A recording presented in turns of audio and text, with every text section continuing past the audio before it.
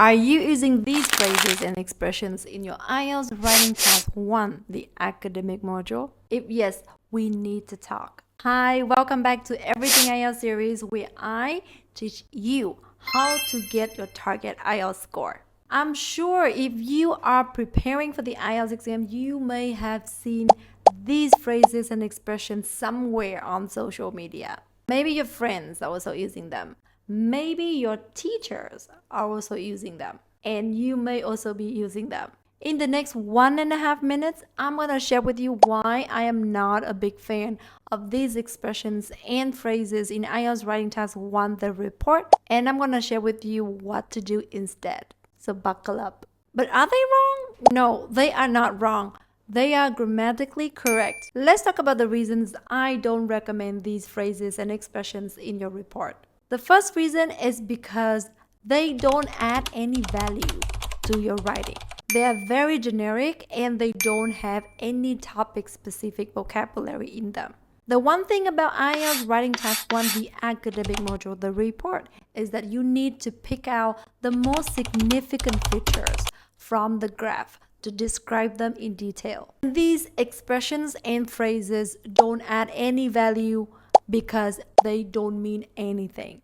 Reason number 2 is because they are unnecessary. We all know that in the report, we need to take information from the graph to describe. We're not going to take external information from an article you read somewhere to include in your report. For that reason, phrases and expressions such as can be seen from the graph or according to what is shown on the graph are not necessary because, of course, we are using information from the graph. It is too obvious. And reason number 3 is because a lot of people are using them. They are everywhere on social media.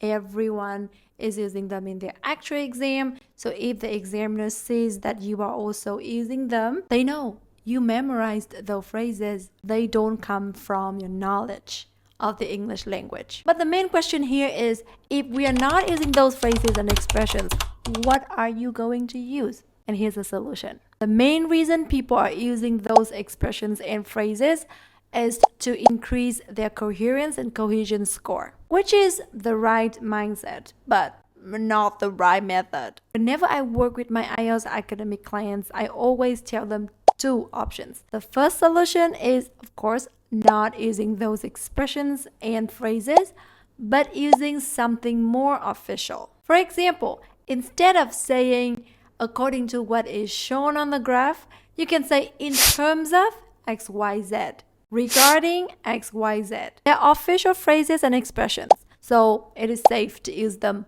all the time. The second solution involves a little bit of work here. You can invent your own phrases and expressions. And this is what I highly recommend to every single client that I have. I encourage my clients to invent their own phrases and expressions.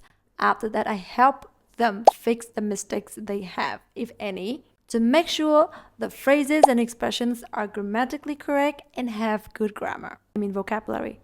Vocabulary. So, if you are using these internet popular phrases and expressions in your IELTS writing, I think it's time you stopped. Again, you know the drill. Get free practice tests and a lot of free tips on practicenight.co. I'll see you there. For now, you have fun learning. Bye.